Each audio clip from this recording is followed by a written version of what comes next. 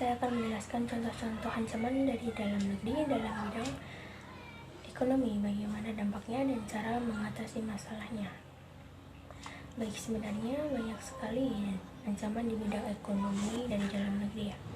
Contohnya seperti pengangguran, inflasi, kurangnya lapangan pekerjaan, infrastruktur yang tidak memadai, dan lain sebagainya.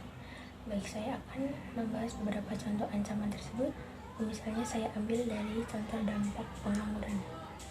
Jika dilihat dari segi ekonomi, pengangguran memiliki dampak sebagai berikut. Contoh dampak 1, pengangguran bisa menimbulkan turunnya daya beli masyarakat, sehingga akan mengakibatkan kelesuan dalam berusaha. Contoh dampak 2, pengangguran juga akan menghambat investasi karena menurunnya jumlah tabungan masyarakat.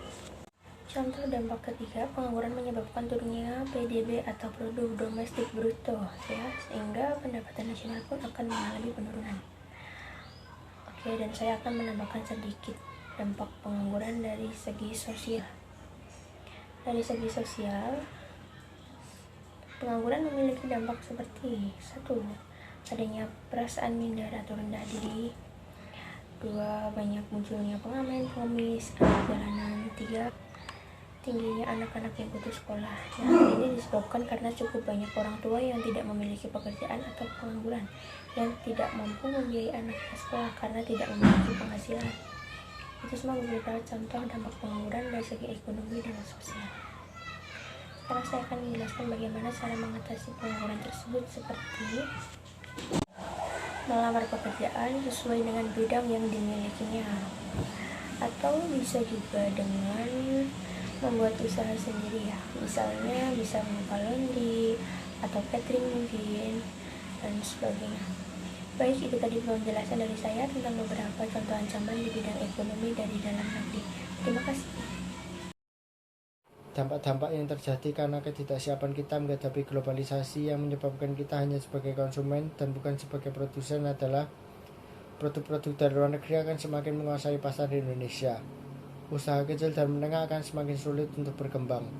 Pengusaha lokal akan semakin berkurang jumlahnya, dan negara kita akan dijajah secara ekonomi oleh negara asing.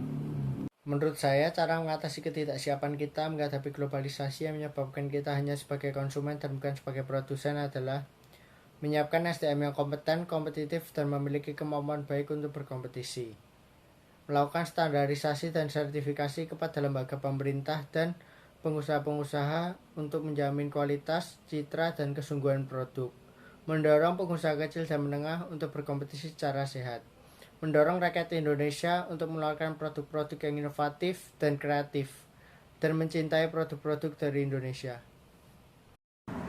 Ancaman non-militer di bidang ekonomi yang selanjutnya yaitu dominasi produk asing di dalam negeri. Jadi ancaman tersebut memiliki beberapa dampak, yaitu yang pertama, produk di dalam negeri kalah saing. Yang dimaksud kalah saing di sini yaitu produk dalam negeri akan kalah saing ketika banyak masyarakat yang minatnya tinggi terhadap produk asing yang berada di dalam negeri. Yang kedua yaitu sikap konsumtif masyarakat meningkat. Banyak produk asing yang masuk ke dalam negeri atau masuk ke Indonesia karena sudah menang nama terlebih dahulu. Jadi banyak masyarakat yang membeli bukan karena butuh tapi karena hanya menang nama. Itu merupakan beberapa dampak dari dominasi produk asing di dalam negeri. Dan kemudian solusi yang dapat diberikan yaitu satu, mungkin para produsen bisa meningkatkan kualitas produknya sehingga tidak kalah saing atau bisa bersaing dengan produk luar negeri.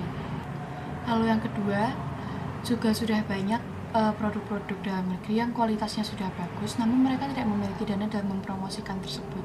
Jadi mungkin pemerintah bisa memberikan bantuan dana dalam mempromosikan barang-barang dalam negeri, karena ini akan juga berpengaruh terhadap pendapatan negara, karena jika banyak yang mengenal produk dalam negeri, jadi bisa juga diekspor sehingga pendapatan negara juga bertambah.